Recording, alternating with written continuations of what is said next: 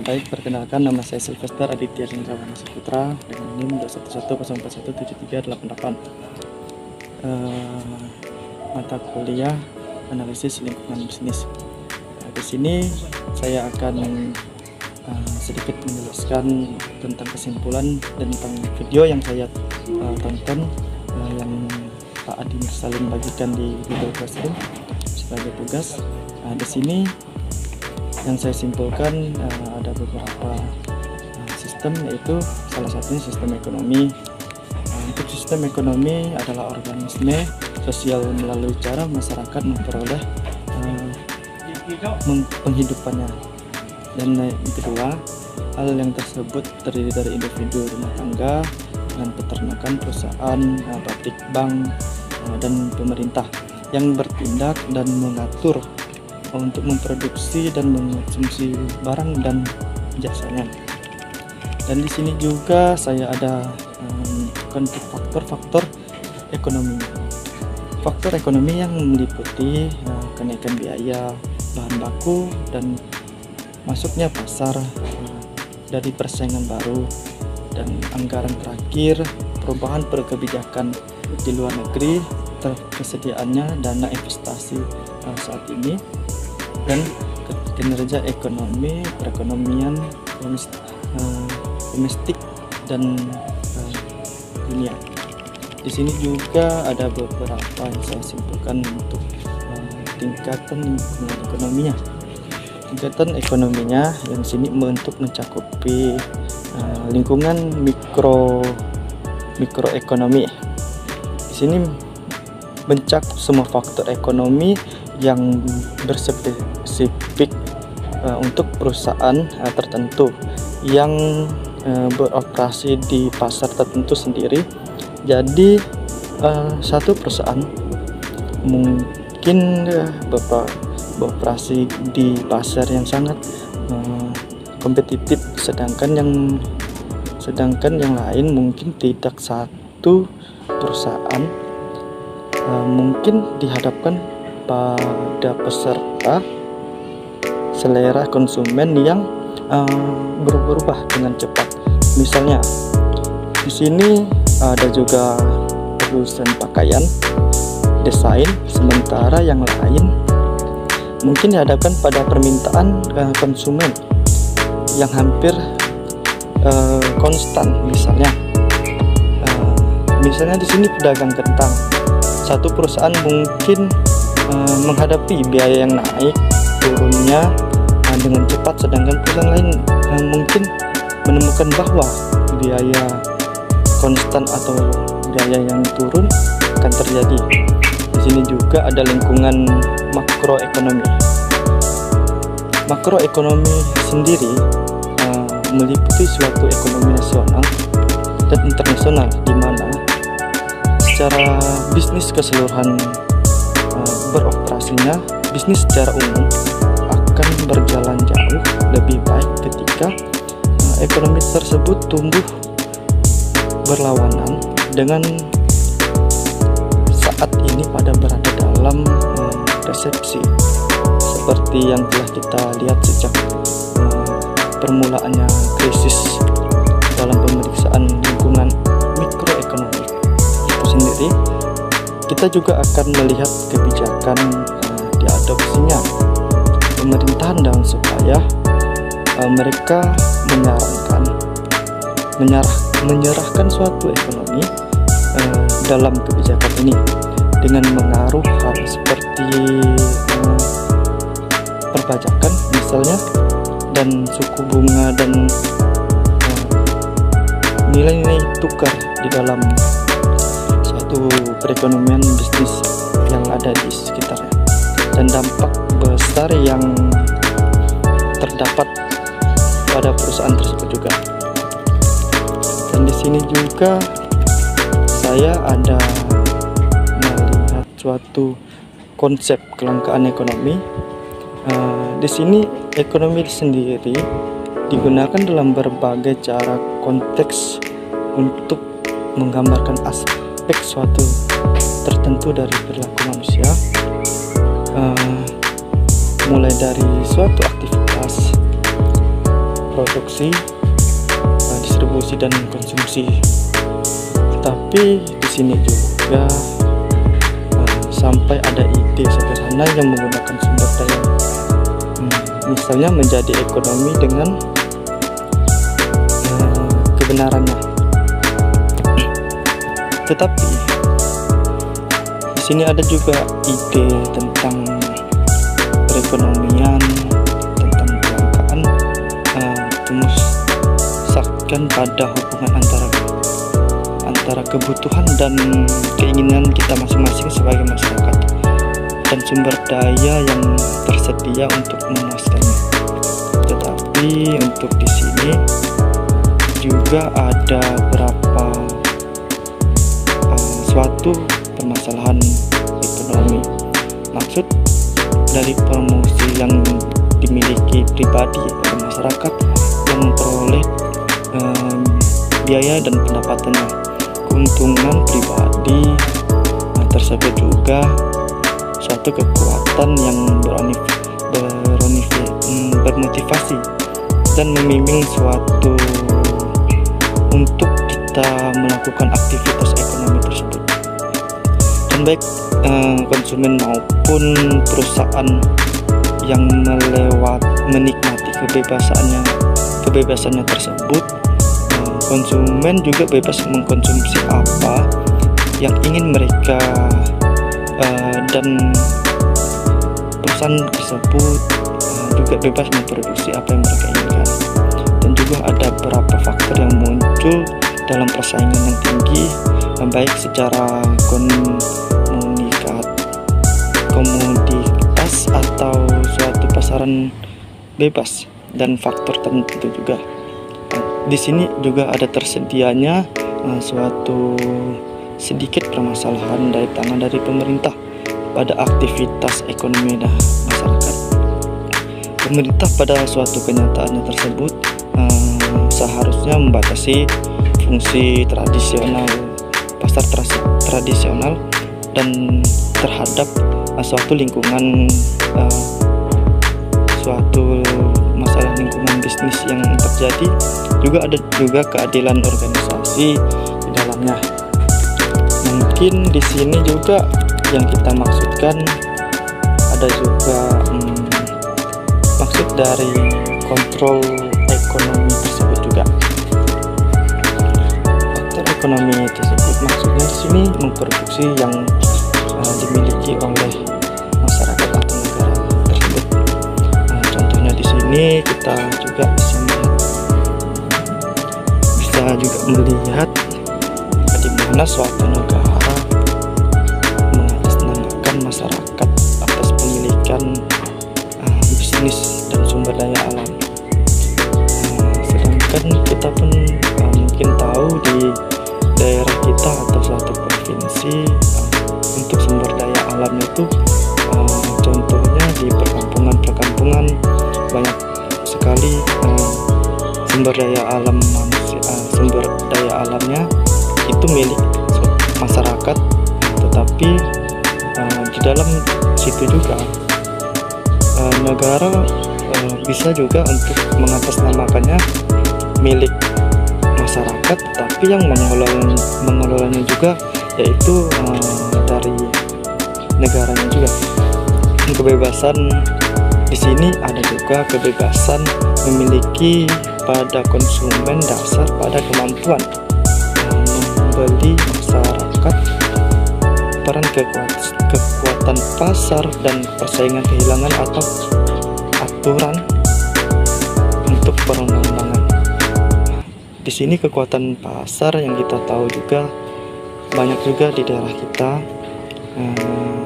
untuk memiliki konsumen pada dasarnya. Di sini sumber daya alamnya kita seringkali yang kita dapatkan di daerah kita ekspor di luar dan kita masuk kembali sebagai konsumennya, karena di dalam negara kita belum mampu untuk memproduksi suatu barang. Makanya terlebih dahulu untuk itu kita bisa mengenal suatu persaingan pasar. Kita juga mengontrol suatu ekonomi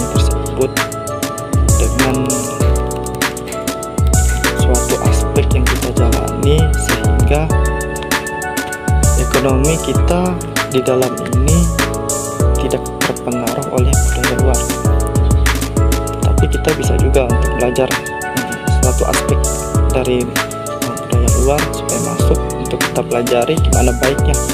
Dan di sini juga ada kapitalis ekonomis. Yang saya baca, yang saya dengar di video tersebut, ekonomi kapitalis campuran, yaitu varian sistem ekonomi perusahaan bebas ke dalam kategori tersebut. Ini termasuk negara-negara yang maju seperti Amerika Serikat, Inggris, Australia, Prancis, Jepang, Cina, dan lain-lain.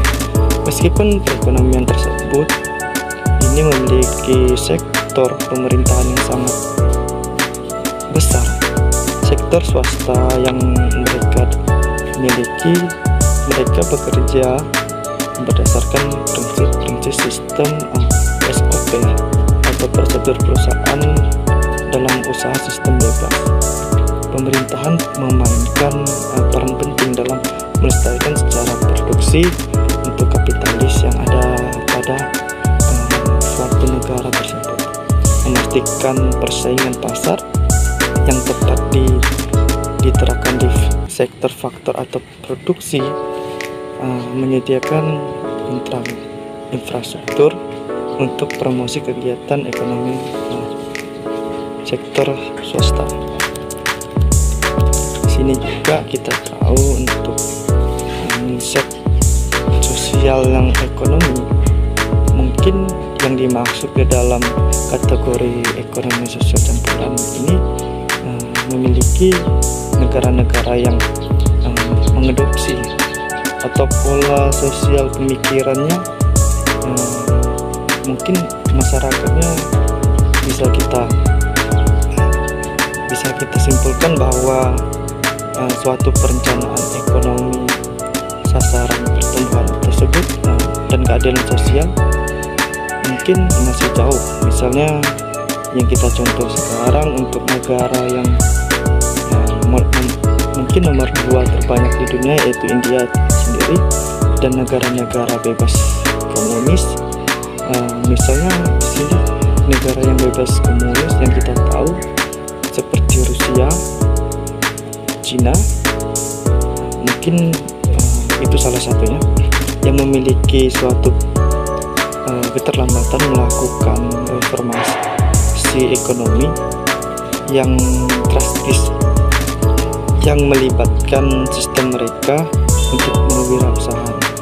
Karena kita tahu kalau berwirausaha swasta tersebut banyak dimiliki negara-negara maju atau berkembang, yang pemerintahannya di sini mengambil alih kendali dan mengatur kegiatan sektor swasta sesuai dengan tujuan perencanaan tersebut. Dan kita juga melihat di sini kalau di dalam ekonomi tersebut juga banyak yang mempengaruhinya, dan untuk sendiri di dalam lingkungan ekonomi tersebut, kondisi ekonomi memberikan suatu aspek tingkat produksi dan konsumsi negara tertentu, dan area atau industri secara makro dan mikronya mempengaruhi suatu negara, dan secara mikro lebih difokuskan kepada bisnis atau industri. Di sini kondisi ekonomi di sini juga dapat mempengaruhi penerimaan atau mengeluarkan suatu bisnis. Banyak juga yang bisnis dari luar negeri yang kita ketahui banyak yang masuk di negara kita, jadi dapat mempengaruhi nilai bisnis yang ada di dalam negara kita tersebut. Lingkungan ekonomi juga terdiri banyak sekali variabel yang dinamis yang kita tahu, seperti interaktif dan mobil yang disebagaikan dipengaruhi oleh pemerintahan tersebut dalam mengejar berbagai peran dalam perekonomian dan persaingan itu tersebut. Mungkin cukup sampai di sini saja video saya. saya. Mungkin mohon maaf jika di dalam video saya tersebut banyak salah kata ataupun pengucapan yang kurang tepat. Mungkin hanya ini yang saya sampaikan. Saya ucapkan terima kasih. Apa nih? Astagfirullahaladzim. Dah tunggu tidak kejadian gedor. Astagfirullahaladzim, kamu ini berdosa banget.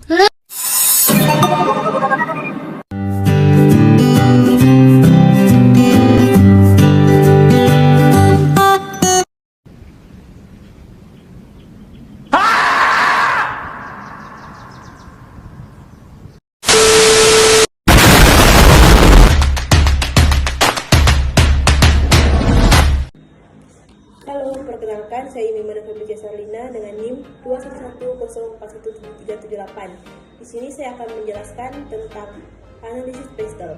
Jadi, analisis pastel itu adalah sebuah alat yang digunakan untuk memahami berbagai faktor eksternal yang mempengaruhi lingkungan, bisnis, dan membantu dalam perumusan strategi perusahaan. Pastel adalah akronomi dari politik, ekonomi, sosial, dan teknologi, serta lingkungan dan hukum. Berikut penjelasan lengkap mengenai masing-masing faktor analisis pastel dalam konteks analisis lingkungan bisnis. Yang pertama ada politik. Faktor politik mencakup berbagai kebijakan pemerintah dan stabilitas politik mempengaruhi bisnis. Yang meliputi yang pertama ada stabilitas pemerintah. Negara dengan stabilitas politik yang tinggi lebih menarik berbagai investor karena risiko politik yang lebih rendah. Yang kedua ada kebijakan fiskal. Pajak, tarif, dan subsidi dapat mempengaruhi biaya operasional dan keuntungan perusahaan.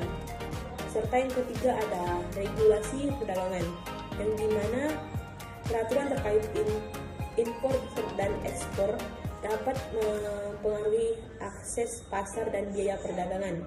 Dan yang keempat atau yang terakhir ada hubungan internasional, yaitu perjanjian perdagangan dan hubungan diplomatik antar negara mempengaruhi kemudahan bisnis internasional. Selanjutnya ada ekonomi. Nah, faktor ekonomi ini melibatkan kondisi ekonomi yang mempengaruhi daya beli konsumen dan biaya operasional. Ini termasuk yang pertama ada pada pertumbuhan ekonomi, yaitu tingkat pertumbuhan ekonomi menunjukkan potensi pasar dan daya konsumen. Dan yang kedua ada tingkat inflasi, yaitu inflasi itu merupakan harga barang dan jasa serta daya beli konsumen. Yang ketiga ada suku bunga, yaitu suku bunga mempengaruhi biaya pinjam dan investasi. Serta yang terakhir atau yang keempat ada kurs mata uang, yaitu fluktuasi nilai tukar mata uang dapat mempengaruhi keuntungan terutama bagi perusahaan yang terlibat dalam perdagangan internasional. Selanjutnya ada tingkat pengangguran. Yang terakhir ini, tingkat pengangguran merupakan mempengaruhi kesediaan tenaga kerja dan daya beli konsumen. Selanjutnya ada sosial. Faktor sosial ini tuh melibatkan aspek demografi dan budaya yang mempengaruhi permintaan produk dan layanan. Ini meliputi yang pertama ada demografi. Demografi ini meliputi usia, gender, pendapatan, dan pendidikan. Populasi itu juga mempengaruhi konsumen. Yang kedua ada nilai budaya dan nilai hidup, yang dimana nilai budaya dan nilai hidup itu mempengaruhi preferensi konsumen. Yang ketiga juga ada kesadaran sosial. Kesadaran terhadap isu sosial seperti keberlanjutan dan tanggung jawab sosial perusahaan mempengaruhi persepsi konsumen. Dan yang terakhir ada tingkat pendidikan. Tingkat pendidikan ini mempengaruhi keterampilan tenaga kerja dan permintaan produk. Selanjutnya ada teknologi. Ini yang terakhir.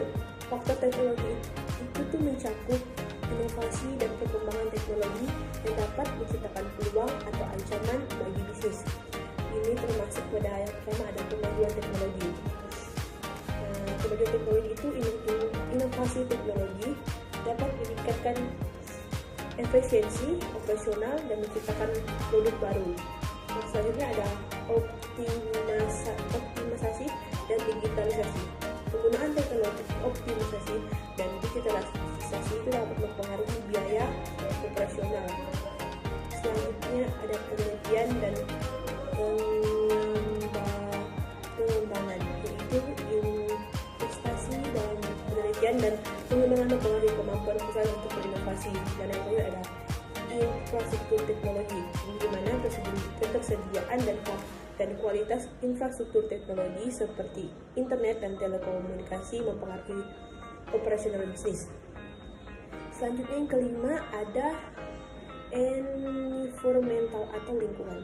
Faktor lingkungan melibatkan isu-isu ekologis yang mempengaruhi operasional bisnis, termasuk yang pertama ada peraturan lingkungan, yang dimana kepatuhan terhadap regulasi lingkungan mempengaruhi biaya operasional dan reputasi perusahaan. Selanjutnya ada keberlanjutan, yaitu kesadaran terhadap praktik bisnis yang berkelanjutan dapat meningkatkan daya tarik produk. Selanjutnya ada perubahan iklim, yang dimana perubahan iklim ini dapat mempengaruhi rantai pasokan dan operasional bisnis. Dan selanjutnya ada pengelolaan limbah, di mana praktik pengelolaan limbah yang baik penting untuk meminimalkan dampak lingkungan. Yang terakhir ada sumber daya alam, ketersediaan dan akses terhadap sumber daya alam mempengaruhi produk dan biaya. Selanjutnya di sini ada legal atau hukum. Faktor hukum itu mencakup regulasi dan hukum yang mempengaruhi operasional bisnis, yang meliputi yang pertama ada hukum perdagangan. Regulasi perdagangan mempengaruhi cara bisnis dapat beroperasi di pasar tertentu. Dan yang kedua ada hak kekayaan intelektual. Perlindungan terhadap hak kekayaan intelektual penting untuk melindungi inovasi perusahaan. Dan selanjutnya ada hukum ketenagaan kerjaan, yang dimana regulasi ketenagakerjaan mempengaruhi hubungan kerja dan biaya tenaga kerja. Dan selanjutnya ada hukum konsumen, yaitu pelindungan konsumen, memastikan produk aman dan sesuai standar, mempengaruhi reputasi dan kepercayaan konsumen. Dan yang terakhir ada litigasi dan kepatuhan, di mana resiko litigasi dan kebutuhan untuk memenuhi hukum mempengaruhi operasional dan biaya bisnis. Dan selanjutnya ada contoh penerapan pastel. Misalnya sebuah perusahaan itu perusahaan makanan dan minuman ingin memasuki pasar baru di Asia Tenggara. Melalui analisis pastel, perusahaan itu dapat mengidentifikasikan faktor eksternal yang diperlukan dan dipertimbangkan, seperti yang pertama ada politik, menilai stabilitas politik negara target dan kebijakan perdagangan yang mempengaruhi akses pasar. Yang kedua ekonomi, yaitu memahami tingkat pertumbuhan ekonomi, inflasi, dan kurs mata uang yang dapat mempengaruhi daya konsumen dan biaya operasional. Selanjutnya yang ketiga ada sosial, meneliti preferensi makanan lokal, struktur demografi, dan tren gaya hidup untuk menyesuaikan produk dengan selera pasar. Dan yang keempat ada teknologi, yaitu mengevaluasi infrastruktur teknologi dan tingkat adopsi e-commerce untuk merencanakan strategi penjualan dan distribusi. Dan selanjutnya ada kelima ada lingkungan, memahami regulasi lingkungan lokal dan preferensi konsumen terhadap produk yang ramah lingkungan. Dan yang keenam atau legal atau hukum, mengajukan hukum perdagangan, regulasi kesehatan dan keselamatan perdagangan serta hak kekayaan intelektual yang relevan. Nah, dengan melakukan analisis pastel, perusahaan itu dapat mempersiapkan diri untuk memahami tentang tantangan dan memanfaatkan peluang di pasar baru, serta memastikan strategi yang dikembangkan responsif terhadap pertumbuhan lingkungan eksternal. Baiklah, sekian yang dapat saya sampaikan. Jika ada kekurangan, saya minta maaf. Atas perhatiannya saya ucapkan terima kasih.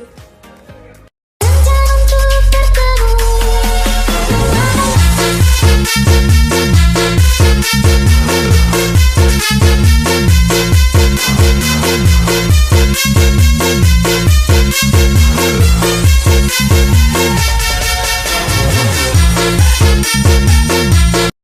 perkenalkan nama saya Silvan Evin dengan NIM 211041736.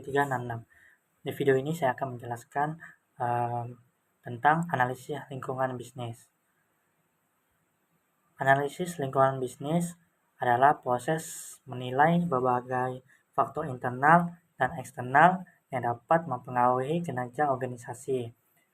Ini adalah bagian penting dari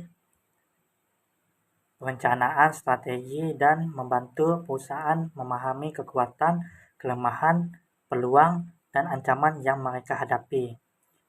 Faktor eksternal, politik dan hukum, kebijakan pemerintah, peraturan perdagangan, regulasi industri, kebijakan fiskal dan moneter, serta stabilitas politik. Hukum, undang-undang yang mempengaruhi operasi bisnis seperti hukum ketenagakerjaan, pajak, pelindungan konsumen, dan hukum lingkungan. Ekonomi, kondisi ekonomi, tingkat pertumbuhan ekonomi, inflasi, suku bunga, tingkat pengangguran, dan daya beli konsumen. Pasar modal, akses ke pendanaan dan biaya modal, krisis ekonomi, dampak resesi atau krisis keuangan global terhadap bisnis. Sosial, demografi, struktur usia, pertumbuhan populasi, tingkat pendidikan, dan urbanisasi. Budaya dan gaya hidup, nilai-nilai budaya, kebiasaan konsumsi, dan tren gaya hidup yang mempengaruhi preferensi dan perilaku konsumen. Perubahan sosial, isu sosial seperti kesejahteraan genre, inklusi, dan keberlanjutan yang semakin penting bagi konsumen dan perusahaan. Teknologi, inovasi teknologi, pengembangan teknologi baru yang dapat menciptakan peluang baru atau mengganggu model bisnis yang ada. Digitalisasi, penggunaan teknologi digital, Internet of Things, kecerdasan buatan, AI, dan big data dalam operasi bisnis. Investasi dalam penelitian dan pengembangan untuk inovasi produk dan proses lingkungan. Keberlanjutan tuntutan untuk praktik bisnis yang ramah lingkungan dan tanggung jawab sosial perusahaan. Perubahan iklim, dampak perubahan iklim terhadap operasi bisnis dan rantai pasokan. Regulasi lingkungan, peraturan mengenai emisi limbah, dan penggunaan sumber daya alam. Kompetitif, struktur industri, analisis kekuatan dan kelemahan pesaing, serta dinamika pesaing dalam industri, pelangganan pasokan, kekuatan tawaran-menawar, pelanggan dan pemasukan, serta hubungan serta dengan perusahaan. Ancaman substitusi, risiko, dan produksi layanan substitusi dapat menggantikan penawaran perusahaan. Faktor internal, sumber daya manusia, kualitas dan keterampilan tenaga kerja, budaya organisasi, dan kepemimpinan. Keuangan, kekuatan keuangan, likuiditas, dan akses ke sumber pendana. Fisik, fasilitas, teknologi, dan aset material lainnya. Intangible, merek, paten, reputasi, dan kekayaan. Intelektual, kapabilitas, inovasi, kemampuan untuk mengembangkan produk dan layanan baru. Operasional, efisiensi operasional dan manajemen rantai pasokan. Pemasaran, kapasitas untuk menjangkau dan melayani pasar dengan efektif. Adaptabilitas, kemampuan untuk mengadaptasi dengan perubahan lingkungan eksternal. Metode analisis, PESTEL atau politik, ekonomi, sosial, teknologi, lingkungan, hukum. Analisis ini membantu mengidentifikasi dan memahami berbagai faktor eksternal yang mempengaruhi bisnis. SWOT, menilai kekuatan dan kelemahan internal serta peluang dan ancaman eksternal. Ancaman masuknya pendatang baru. Evaluasi seberapa mudahnya atau sulit bagi pesaing baru untuk masuk ke pasar. Kekuatan pemasukan. Seberapa kuat posisi pemasukan dalam menentukan harga dan kualitas bahan baku. Kekuatan pembeli. Daya tawar pembeli dalam menekankan harga dan menuntut kualitas. Ancaman produk substitusi, risiko dari produk atau layanan alternatif yang dapat menggantikan penawaran perusahaan. Persaingan industri. Intensitas persaingan di antara perusahaan dalam industri yang sama. Analisis lingkungan bisnis adalah proses untuk memahami berbagai faktor eksternal dan internal yang dapat mempengaruhi kinerja dan strategi organisasi. Ini melibatkan penilaian elemen-elemen berikut. Yang pertama, politik dan hukum. Yang kedua, faktor internal, ada sumber daya. Kemudian kesimpulan. Analisis lingkungan bisnis adalah alat yang penting untuk memahami dan mengelola dinamik yang berpengaruh perusahaan. Ini membantu organisasi dalam mengidentifikasi peluang untuk pertumbuhan dan inovasi, serta mengantisipasi dan mengatasi ancaman yang mungkin timbul. Dengan analisis yang komprehensif, perusahaan dapat merumuskan strategi yang lebih baik, mengambil keputusan yang lebih informasi, dan meningkatkan daya saing mereka di pasar global yang terus berubah. Sekian dari video saya ini, terima kasih.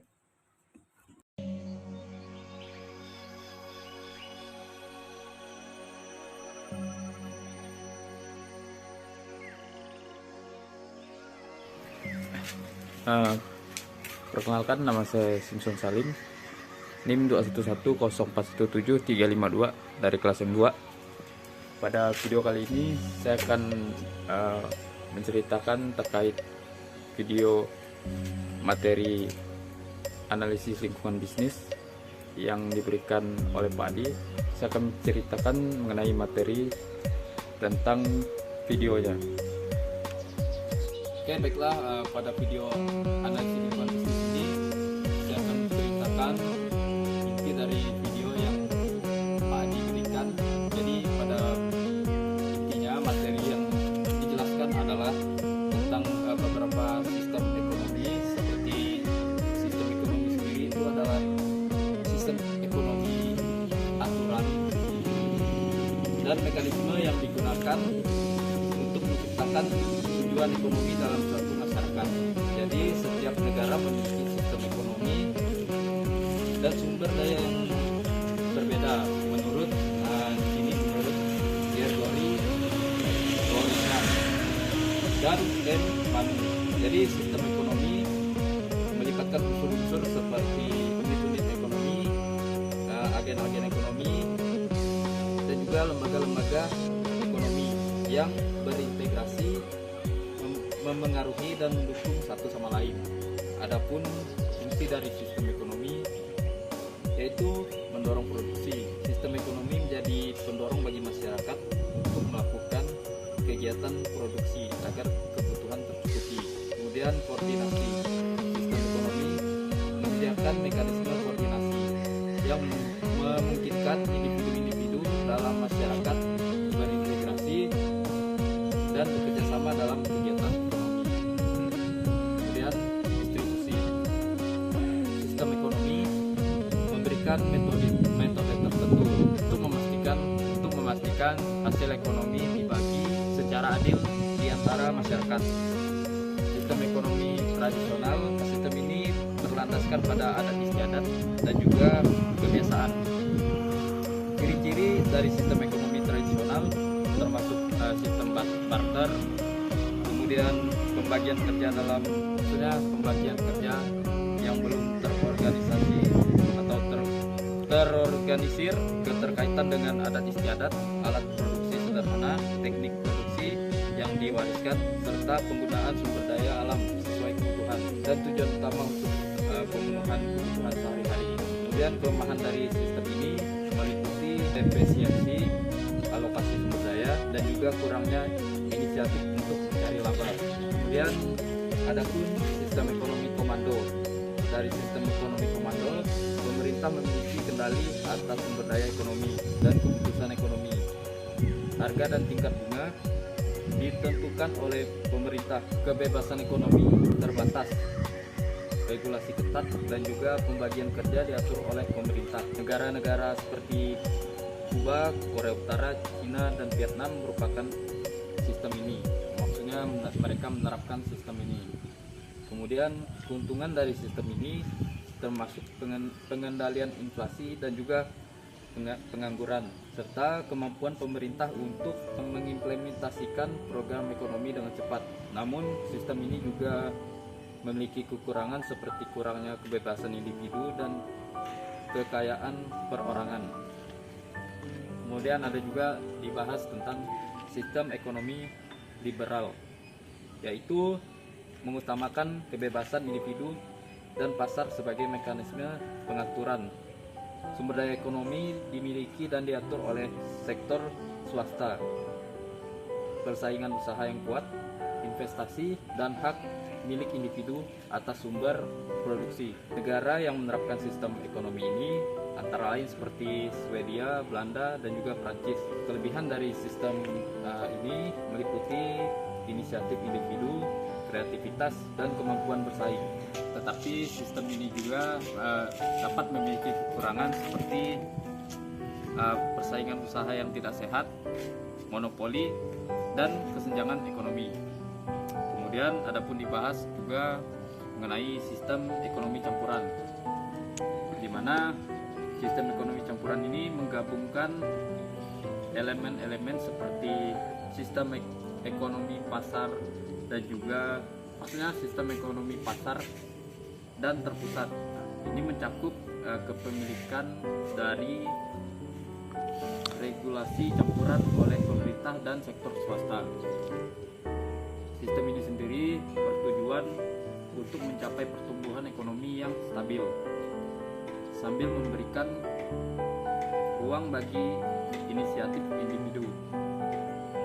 Nah, kelebihan dari sistem ini sendiri yaitu ekonomi yang stabil dan juga kemampuan pemerintah untuk mengendalikan monopoli dan mendukung usaha mikro, kecil, dan juga menengah. Namun juga memiliki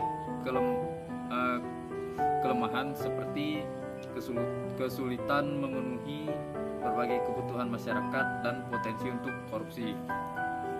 Kemudian juga ada faktor-faktor ekonomi, itu ada beberapa faktor seperti sumber daya alam atau SDA, yaitu sesuatu yang berasal dari alam yang mencakup kesuburan tanah, letak dan susunan serta kekayaan alam, mineral, iklim, juga sumber air, sehingga ekonomi ketersediaan sumber daya yang melimpah sangat baik dalam menunjang pembangunan. Sumber daya alam sendiri terbagi menjadi 3 jenis, diantaranya sumber daya alam hayati, yaitu sumber daya alam yang berasal dari makhluk hidup, baik dari hewan maupun tumbuhan. Contohnya seperti sumber daya alam hayati, diantaranya ayam, sapi, sayur, padi, jagung, kambing, kapas, kayu, teh, kopi, hingga ikan. Sumber daya alam non hayati yaitu sumber daya yang bukan berasal dari makhluk hidup. Kemudian adapun juga yang kedua itu sumber daya manusia atau SDM, berperan sangat penting bagi pertumbuhan perekonomian, karena dalam pertumbuhan ekonomi sumber daya alam manusia merupakan individu yang produktif yang berperan sebagai penggerak suatu organisasi baik dalam perusahaan maupun industri. Lalu yang ketiga itu ada akumulasi modal. Akumulasi modal sendiri merupakan faktor produksi yang dapat direproduksi. Maksudnya itu modal sebagai proses penambahan stok modal fisik buatan manusia berupa peralatan, mesin, dan juga bangunan. Kemudian yang keempat ada tenaga manajerial dan organisasi produksi sebagai salah satu bagian penting dalam proses pertumbuhan ekonomi, yang dimana hal ini berhubungan berat dengan penggunaan faktor produksi dalam pembagian kegiatan perekonomian. Organisasi produksi juga dilaksanakan dan diatur oleh tenaga manajerial dalam berbagai kegiatan sehari-hari. Kemudian yang kelima nih ada teknologi. Perubahan teknologi dianggap sebagai salah satu faktor terpenting dalam proses pertumbuhan ekonomi. Nah, dalam proses pertumbuhan ekonomi, perubahan dan kemajuan teknologi erat kaitannya dengan perubahan dalam metode produksi. Hal ini akan menghilangkan batas waktu dan ruang, yang kemudian memunculkan industri baru yang memanfaatkan perkembangan teknologi. Hal inilah yang kemudian dapat mengakibatkan terjadinya pergerakan ekonomi. Jadi pertukaran barang dilakukan secara fisik. Pertukaran ini juga terjadi melalui teknologi. Lalu kemudian yang keenam itu ada faktor politik dan administrasi pemerintah. Struktur politik dan administrasi pemerintah merupakan penghambat besar bagi pembangunan ekonomi suatu negara. Karena politik yang berada dalam kondisi yang tidak stabil serta pemerintahan yang korup tentunya akan sangat menghambat kemajuan ekonomi. Selain itu, aspek sosial kehidupan masyarakat seperti tingkah laku, kemudian sikap, motivasi, pandangan masyarakat atau kelembagaan masyarakat, tertib hukum dan susunan serta peraturan dalam pelaksanaan hukum. Lalu adapun diceritakan yaitu mengenai tingkat lingkungan ekonomi, ada beberapa poin. Yang pertama itu apa yang dimaksud dengan lingkungan mikro. Nah, lingkungan mikro sendiri mengacu pada lingkungan yang ada dalam suatu organisasi perusahaan, di mana dalam suatu organisasi perusahaan dapat mempengaruhi operasional sehari-hari. Itu berhubungan dengan lingkungan mikro, terdiri dari semua kekuatan yang mengelilingi perusahaan. Faktor-faktor ini khususnya untuk perusahaan yang bersangkutan. Oleh karena itu, kinerja suatu perusahaan dapat terpengaruh dalam jangka pendek. Lalu poin yang kedua ada lingkungan mikro.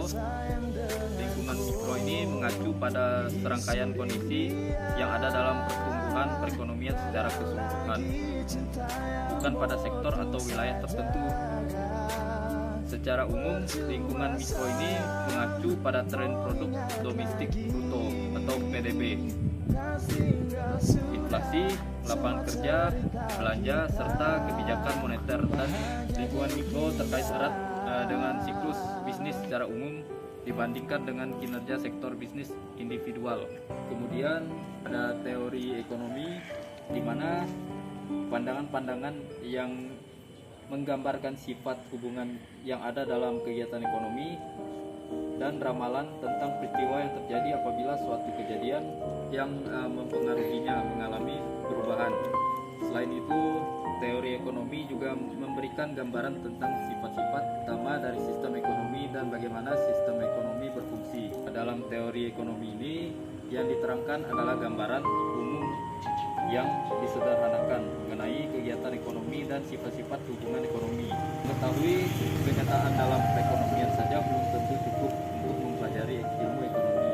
Ini lebih penting lagi adalah menyusun kegiatan secara sistematik dan membuat gambaran tentang kegiatan suatu perekonomian dan komponen-komponennya. Lalu ada juga ekonomi terapan, yang dimana teori ini mengacu pada cabang ilmu ekonomi yang menelaah tentang kebijakan yang perlu dilaksanakan untuk mengatasi masalah-masalah. Nah, salah satu peran teori ekonomi adalah berfungsi sebagai landasan dalam merumuskan kebijakan ekonomi. Dalam perekonomian, tujuan yang ingin dicapai itu ada beberapa, yaitu mencapai pertumbuhan ekonomi yang cepat, kemudian juga dan mengatasi masalah pada pengangguran. Kemudian juga mewujudkan distribusi pendapatan yang merata. Demikian cerita yang saya bawakan mengenai video yang dikirim oleh Pak Adi. Saya ucapkan terima kasih. I'm swimming in everything you said. I'm thinking about jumping in it. Instead, I got you skinny dipping deep inside my head.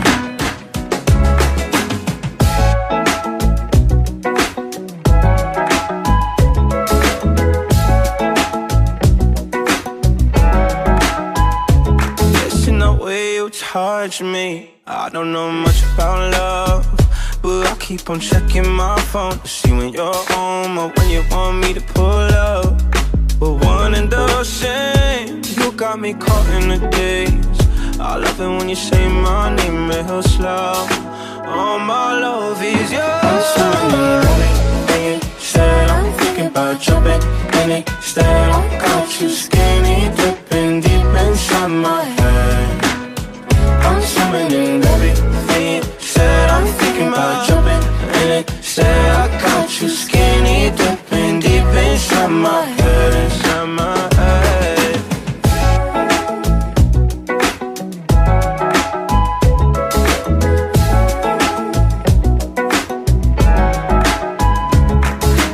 Every time you move, you're looking like you're dancing. I think that you could have it. Everything you do, I wanna do it.